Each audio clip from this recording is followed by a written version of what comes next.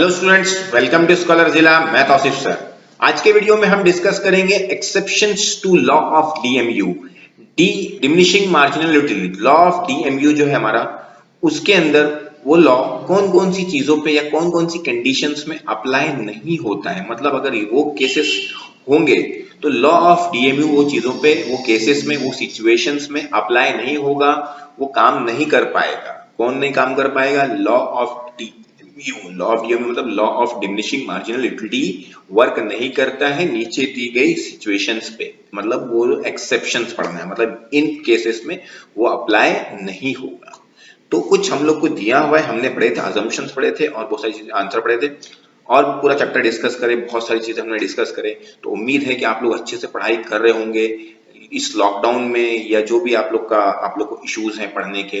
तो मैंने कोशिश किया है कि आप लोग को टेक्स्ट बुक से पढ़ाऊं ताकि आप लोग को टेक्सचुअल जितना भी चीजें हैं सब क्लियरली समझा सकूं। पीपीटीज या स्लाइड बना के नहीं कर रहा हूँ, क्योंकि क्या होता है कि उसमें फटाफट हो जाएगा, टॉपिक समझा दूंगा। लेकिन मोस्टली ये होता है कि स्टूडेंट्स को जो टेक्स्ट बुक में लिखा है उसका पूरा एग्जैक्ट मीनिंग चलता है और आंसर भी आप उसी से लिखोगे तो आपको ज्यादा बेनिफिट मिलेगा। और आप लोग को अगर नोट्स वगैरह चाहिए, अकाउंट्स के लेक्चर चाहिए, आईटी के लेक्चर चाहिए, एसपी के लेक्चर चाहिए, तो चैनल पे लगभग सारे चैप्टर्स के, सारे सब्जेक्ट्स के लगभग वीडियोस अवेलेबल हैं। आप लोग प्लेलिस्ट चेक कीजिए, मैं डिस्क्रिप्शन में लिंक दे रहा हूँ, आप लोग वहां से जाके चेक कीजिए।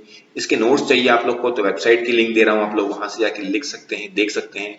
ये चैप्टर बहुत इंपॉर्टेंट है, बहुत वैल्यू रखता है, लेकिन इसको कुछ मतलब इसकी एक्सरसाइज कैसा करना है मैं आप लोग को बताऊंगा, क्योंकि इसकी एक्सरसाइज में कुछ प्रॉब्लम्स है, मतलब बोलते ना कुछ लिमिटेशंस है, वो छोड़ के बाकी चीजें भी आप लोग को करना है, तो मैं आप लोग को बताऊंगा। तो आप लोग चैनल पे पहली बार आए तो चैनल को सब्सक्राइब जरूर कर ले, क्योंकि आने वाले दिनों में मैं एसपी और उस आपका इको का पूरा सिलेबस इस चैनल पे पोस्ट करने की कोशिश करूंगा। जितना ज्यादा हो सकता है उतना कोशिश करूंगा। दिसंबर से पहले ही कोशिश हो जाएगी कि ऑलमोस्ट क्या हो जाए, ये चैप्टर्स सारे, मतलब सारे सिलेबस, चाहे एसपी का हो चाहे इको का हो, फिनिश हो जाए। चलिए स्टार्ट करते हैं। एक्सेप्शंस। एक्सेप्शन में सब में पहले है हॉबीज। क्या लिखे हैं? Hobbies. Following are the exceptions to law of DMU. तो पहला एक्सेप्शन है हमारा हॉबी। तो अगर किसी को कोई चीज की हॉबी है तो उस केस में लॉ ऑफ डीएमयू एप्लाई करेंगे। लॉ ऑफ डीएमयू क्या बोलता है? जैसे जैसे आप लोग क्वांटिटी यूज करोगे उसकी यूटिलिटी आपको क्या होती है कि कम होती है, बराबर ना। जैसे भी हम लोग देखिए, एग्जांपल है, हम लोग छोटा सा एग्जांपल है, हम लोग कोई भी चीज जब हमारे पास नई नई आती है तो उसको हम लोग बहुत ज्यादा यूज करते हैं, उसको यूटिलिटी हम लोग के लिए बहुत ज्यादा रहती है। लेकिन जैसे जैसे वो पुरानी होती जाती है उसकी यूटिलिटी धीरे धीरे हम लोग के लिए क्या होती जाती है? कम होती जाती है। तो लेकिन हॉबीज के केस में ऐसा नहीं होता, क्योंकि हॉबीज के केस में क्या होता है, जितना ज्यादा वो चीज हम लोग को मिलती रहेगी, हम लोग उसकी यूटिलिटी और क्या होती है, हम लोग की उसकी चाहत, उसका हम लोग क्या होता है, बढ़ते आती है। तो हॉबीज के केस में ऐसा होता नहीं है। तो देखो देखो, in certain hobbies like collection of various stamps, बहुत सारे लोग क्या करते हैं, अलग अलग स्टैम्प्स कलेक्ट करते हैं। जो पेपर पे स्टैम्प लगते थे, अलग अलग तरह के स्टैम्प, उसका कलेक्ट करने का बहुत लोग को शौक होता है। कॉइन्स अलग अलग क्या बोले, जमा करने का शौक होता है, अलग अलग इंडिया के बाहर के कॉइन्स वगैरह। रेयर पेंटिंग्स, जो अलग अलग एंटिक पेंटिंग्स रहती है, उनको जमा करने का शौक होता है। म्यूजिक का शौक होता है, रीडिंग का शौक होता है। तो ये लोग इतना ज्यादा वो सब चीजें करते हैं, उन लोग को यूटिलिटी और क्या होती है, बढ़ते आती है कम होने के बदले। तो इसलिए हॉबीज के केस में लॉ ऑफ डीएमयू अप्लाई नहीं होता है। The law does not hold true because every additional increase in the stock give more pleasure. जैसे जैसे स्टॉक इंक्रीज हो जाएगा, एडिशनल इंक्रीज हो जाएगा स्टॉक, वैसे वैसे उनका प्लेजर भी क्या होता जाएगा, बढ़ते आता है। किसके केस में? हॉबीज के केस में। दिस इंक्रीज मार्जिनलिटी, और उससे क्या होगा, सिंपल सी बात है, एमयू क्या होता है हम लोग का, कम होने के बदले क्या होने लगता है, बढ़ने लगता है। क्वांटिटी बढ़ी, बराबर ना, लेकिन एमयू क्या होगा, भी बढ़ गया। क्यों बढ़ गया? क्योंकि हॉबीज का केस है ये। However, this violates the assumption of homogeneity and continuity। और ये क्या वायलेट करता है, कौन से केसेस? जो हम लोग के assumption से होमोजेनिटी के और कंटिन्यूटी के। ठीक है, चलिए आगे। मिजर्स। मिजर्स मतलब आप लोग को पता होगा कंजूस, बराबर ना। तो कंजूस के बारे में लिखा है, देखो, in case of miser every additional rupee give him more and more satisfaction. जैसे जैसे उसका पैसा बढ़ते आता है उसका सेटिस्फेक्शन क्या होता है, बढ़ते जाता है। ये जो अजम्पशन है मिजर, ये एक्चुअली मेरे पॉइंट ऑफ व्यू से, या नॉर्मली नॉर्मल लोग सोचेंगे तो बोलेंगे कि सर ये मिजर के लिए सिर्फ एप्लीकेबल नहीं है, हर इंसान के लिए एप्लीकेबल है। क्योंकि जिसको इतना ज्यादा पैसा मिलता है तो उतना ज्यादा उसकी लिक्विडिटी आती है, उसकी बढ़ती रहती है, बोलते ना, और पैसा है और पैसा है, बढ़ते रहती है। तो ये लगभग सबके केस में होता है, लेकिन मिजर्स के केस में थोड़ा ज्यादा होता है, इसलिए लिखा हुआ है। ठीक है, तो marginality of money tends to increase with an increase in stock of money. क्योंकि उसकी क्या होता है, जैसे जैसे उसका स्टॉक ऑफ मनी बढ़ते आएगा, पैसे की स्टॉक बढ़ते आएगा, वैसे वैसे उसकी पैसे की यूटिलिटी क्या होती है, उसके लिए और बढ़ती आएगी और चार्ज बढ़ती आएगी उसकी। However, this situation ignore the assumption of rationality। ये कौन से assumption को इग्नोर करता है? रेशनैलिटी। रेशनल मतलब नॉर्मल कंज्यूमर वाली बात थी। आगे नेक्स्ट है आप लोग का एडिक्शन। तो क्या लिखा है देखिए, एडिक्शन मतलब अगर किसी चीज को किसी इंसान को किसी चीज की क्या होती है, लत होती है, तो उस केस में लॉ ऑफ डीएमयू एप्लीकेबल नहीं होगा। लॉ ऑफ डीएमयू क्या बोलता है, जैसे जैसे क्वांटिटी बढ़ती है, जैसे जैसे हम लोग किसी चीज का कंजप्शन बढ़ाते हैं, वैसे उसकी यूटिलिटी क्या होती है, कम होती है। लेकिन एडिक्ट जो होता है उसको जैसे जैसे उसको क्वांटिटी बढ़ती रहेगी उसको और उसको मजा आते रहता है। तो इसलिए चाहे अभी उसमें यहाँ पे लिकर का एग्जांपल है, खाली लिकर नहीं, उसमें सिगरेट बोलते ना अलग अलग ड्रग्स वगैरह बहुत सारी चीज आती है, सब चीजों के लिए एप्लीकेबल है वो। तो it is observe in case of drunkard that level of intoxication increase with every additional of liquor consume. तो जैसे हम लोग ऑब्जर्व किया कि जैसे जैसे ड्रंकार्ड के केस में कि उसका इंटॉक्सिकेशन जैसे उसका इंटॉक्सिकेशन बोलते हैं उसको लेने का जो क्या बोलते हैं चीजें ले रहे हैं, क्या बोलते हैं उसको हम लोग, नशा। नशा उसका क्या होता है, बढ़ते आते हैं, जैसे वो क्या करता है लिकर को कंज्यूम और करते रहता है। तो इसी तरह से लिखा है। तो same so marginality receive by drunkard में इंक्रीज। तो सिंपल सी बात है, जो ड्रंकार्ड होता है उसकी मार्जिनलिटी क्या होती है, कंटिन्यूली बढ़ती रहती है। तो actually it is only an illusion, ये सिर्फ क्या है कि इल्यूजन है, क्योंकि वो दिमाग में रहता है ना उसके, एक्चुअली उसके लिए तो नुकसान करती है वो, लेकिन फिर भी उसके जो नशे में रहता है वो उसके लिए तो उसको मजा है और भी चलेगा। This condition is similar to almost all addictions. तो ये सारे एडिक्शन के लिए सिमिलर है, सिर्फ दारू के लिए बेवड़े के लिए नहीं है, सबके लिए। However, this violates the assumption of rationality। ये क्या होता है, रेशनैलिटी के assumption को वायलेट करता है, क्योंकि रेशनल मतलब नॉर्मल नहीं होते वो लोग जो लोग एडिक्ट होते हैं, इसलिए। चलिए आगे, तो बहुत सिंपल सिंपल assumptions है, बहुत रियल लाइफ है, प्रैक्टिकल लाइफ है। जितना आप लोग इसको प्रैक्टिकल लाइफ रियल लाइफ में करके समझोगे, चाहे आपका इको हो, एसपी हो, ओसी हो, कुछ भी हो, अकाउंट्स का मतलब कॉमर्स का, आप लोग को हर एक चीज का प्रैक्टिकल एप्लीकेशन मिलेगा अपनी लाइफ में ही, आसपास ही आप लोग को मिलेगा, जिसकी वजह से आप लोग इसको बहुत इंटरेस्ट से बहुत ध्यान से पढ़ोगे तो आप लोग इसको अपनी लाइफ में, या आप जॉब करोगे या बिजनेस करोगे, जो भी करोगे, आप लोग उसको बहुत अच्छे से यूज कर सकते हो। ये नहीं कि सिर्फ पढ़ लिया और भूल गए, क्योंकि जो भी हम लोग पढ़ते हैं वो हम उसको यूज कर सकते हैं सब चीजों को। ऐसा नहीं, हाँ ये जरूरी नहीं कि जो बहुत लोग ये बोलते हैं सर ये पढ़ लिया ये क्या काम का। अरे भाई आप जरूर थोड़ी कि आप वही फील्ड में आओगे, आप बोलते हैं बचपन से थोड़ी मालूम होता है कौन सी फील्ड में आना है। तो इसलिए आप लोग को हर तरह का थोड़ा थोड़ा नॉलेज जाता है, ताकि आप लोग बाद में सब नॉलेज गैदर करें और फिर आप अपना स्पेशलाइजेशन चूज करें कि आप लोग को किस फील्ड में ज्यादा इंटरेस्ट है। तो हर चीज काम आती है, यहाँ तक कि जो आप लोगों ने क्वाड्रेटिक इक्वेशन करते हैं x² + 2x + 3, तो वो भी आप लोग को क्या आता है, कहीं ना कहीं काम ही आता है, ऐसा नहीं कि नहीं काम आता है, हर चीज को यूज है। तो ये चीजें भी यूज है, लेकिन आपकी जब फील्ड क्या बोलते हैं उसको फिल्टर होते रहती है और फिर धीरे धीरे आप लोग एकदम एक चीज में स्पेशलाइज होते हो, जैसे जो भी आप लोग को अच्छी लगती है उसमें आप लोग आते हो। तो कॉमर्स बहुत ही स्कोप है, आप लोग ध्यान से पढ़ेंगे, इसको अच्छे से यूज करेंगे, अच्छे से दिमाग में रखेंगे, तो आप लोग को हर जगह काम आएगा। नेक्स्ट है power. This is an exception to law because when a person acquire power his lust for power increases. Power के केस में क्या है, यही प्रॉब्लम है कि जैसे जैसे इंसान को पावर मिलते आता है, पावर ठीक है ना, चाहे वो पॉलिटिकल पावर हो, चाहे मतलब बोलते ना किसी बोलते ना किसी छोटे से बिल्डिंग का ट्रस्टी हो, ट्रस्टी बोल रहा हूँ, या सेक्रेटरी हो, या किसी क्या बोलते हैं कोई मंदिर मस्जिद का ट्रस्टी हो, तो उसको जब पावर जब मिलता है इंसान को, तो उस केस में भी क्या होता है, जो लॉ ऑफ डीएमयू क्या है एप्लीकेबल नहीं है, उसको जितना पावर मिलता रहेगा उतना उसकी भूख क्या होती है, पावर की बढ़ती जाती है। तो this is an exception to the law because when a person acquire power his lust for power increases. तो ये भी एक्सेप्शन है, पावर भी, जैसे जैसे उसको पावर मिलता रहेगा उसका लस्ट, उसकी जो चाहत है, उसकी जो बोलते हैं ना क्या बोलते हैं भूख है, उसकी क्या होती है, लस्ट उसकी क्या होती है, पावर की बढ़ती रहती है। He desire to have more and more of it, तो उसको क्या रहेगा कि और पावर मिले उसको। However, this again violates the rationality assumption। ये भी क्या है, rationality के assumption को क्या करता है, violate करता है, पावर भी।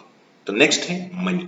It is said that mu of money never become zero. ऐसे बहुत लोग बोलते हैं कि मार्जिनलिटी ऑफ मनी क्या होती है, कभी जीरो नहीं होती है। It increases when the stock of money increases. जैसे जैसे हम लोग पैसा बढ़ते जाएगा उसकी यूटिलिटी हम लोग की और क्या होती है, बढ़ते रहती है। This is because money is a medium of exchange which is used to satisfy variable. क्यों ऐसा क्यों होता है, क्योंकि मनी जो है मीडियम ऑफ एक्सचेंज, मतलब अगर हम लोग को कोई भी चीज खरीदना है तो उसके बदले क्या लेना पड़ता है, हम लोग को एक्सचेंज करना है, कोई भी चीज मतलब कोई चीज खरीदना है तो उसके बदले हम लोग को क्या देना पड़ता है, पैसा, बराबर ना। तो पैसा क्या है, जिसके जरिए कोई चीज क्या होती है, हम लोग खरीद बेच सकते हैं। तो मनी क्या है, मीडियम ऑफ एक्सचेंज। तो सिंपल सी बात, जब कोई चीज मीडियम ऑफ एक्सचेंज है तो उसकी जितना वो हम लोग का बढ़ता जाएगा हम लोग को और मजा, क्योंकि हम लोग को मालूम जितना ज्यादा पैसा रहेगा उतना ज्यादा चीजें हम लोग क्या कर सकते हैं, खरीद सकते हैं।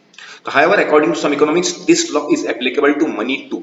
लेकिन बहुत सारे इकोनॉमिक्स ऐसा बोलते हैं कि ये जो लॉ है ना, लॉ ऑफ डीएमयू, मनी में एप्लीकेबल होता है। बहुत सारे लोग बोलते हैं नहीं होता है, जैसे अभी यहाँ पे एक्सेप्शन में पढ़ रहा हूँ, लेकिन बहुत सारे लोग बोलते हैं कि एप्लीकेबल होता है। क्या लिखा है उसमें देखो, for example minority of money is more to poor rather than rich person. अब सिंपल सी बात है, ये जो उसने पॉइंट बोला बहुत अच्छा पॉइंट बोला है। क्या बोला है कि अगर आप लोग देखोगे, तो जैसे एग्जांपल आप लोग एक अमीर आदमी है जिसके पास समझो करोड़ों रुपए की प्रॉपर्टी है, 100 करोड़ 200 करोड़ की प्रॉपर्टी है, उसको रास्ते चलते हुए 1000 रुपए मिल जाएगा, तो उसकी मनी में 1000 रुपए मिल गया समझो उसको, तो उसके पैसे में 1000 रुपए क्या हो गया, ऐड हो गया।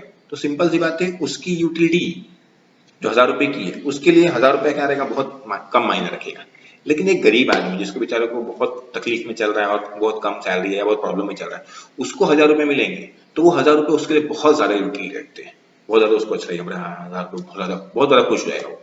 तो दोनों में क्या होता है, अमीर के लिए मार्जिनलिटी ऑफ मनी अलग है, गरीब के लिए मार्जिनलिटी ऑफ मनी क्या है, अलग है। इसलिए बहुत लोग बहुत ऑफर बोलते हैं कि मार्जिनलिटी क्या होती है, मतलब लॉ ऑफ डीएमयू उसके ऊपर एप्लीकेबल होता है, बहुत लोग बोलते हैं एप्लीकेबल नहीं होता है, व्हाटएवर। हम लोग अभी अलग, क्योंकि सिचुएशन अलग अलग जगह पे अलग चीजें हो सकती है। तो ये हो गया हम लोग का कुछ 5 हम लोग के क्या हो गए, एक्सेप्शंस हो गए, मतलब ये 5 केसेस हो गए, 5 चीजें हो गई जिन पे लॉ ऑफ डीएमयू क्या होगा, एप्लीकेबल नहीं होगा। ठीक है, उसके बाद लिखा है however these exceptions are only apparent, ये जो एक्सेप्शंस है सिर्फ बोलते ना दिखते हैं, ऐसा है, since they violate some of other assumption of law hence they are not real exception, क्योंकि ये हर एक चीज को वायलेट नहीं करते, इसलिए हम इसको एकदम एग्जैक्ट एक्सेप्शन नहीं बोल सकते, लेकिन फिर भी एक्सेप्शन है ना, क्योंकि इनको इन केसेस में क्या होगा कि सारे क्या बोलते हैं लॉ हम लोग का एप्लीकेबल नहीं होता है। कुछ हर एक ड्रंक कार्ड के केस में जरूरी नहीं, बहुत सारे नशे वाले लोग रहते हैं जो लोग थोड़े पीते हैं बाद में नहीं पीते हैं, ऐसा भी होता है। तो लेकिन फिर भी एटलीस्ट कुछ केसेस तो ऐसे हैं जिसमें क्या होगा, ये केसेस, ये जो चीजें हैं, ये जो चीजों पे है लॉ ऑफ डीएमयू एप्लीकेबल नहीं होगा, तो इसलिए यहाँ पे हम लोग को बताया है।